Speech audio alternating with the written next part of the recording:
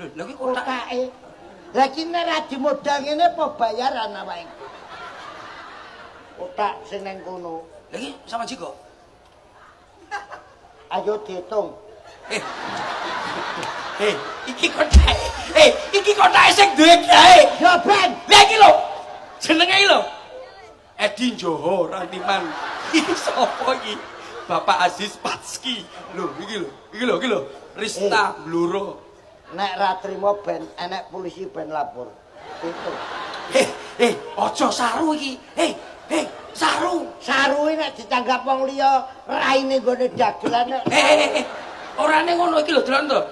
Nunut. Lho, iki kuwabe iki wek kanca-kancane Pak Met lho iki. Suryanti, Sambeng, Sambeng. Blitar. Sapa iki? Iki meng jujur ae. Iki mung ra digembok. Tak petik ning ndi. Gak terima Ben. Kowe nakal. Kowe sampean iki nakal. Ben. Ora iso iki. Ben. Kok ben piye kok ora iso? Wong arep mati iki kadang-kadang ki tuminggake.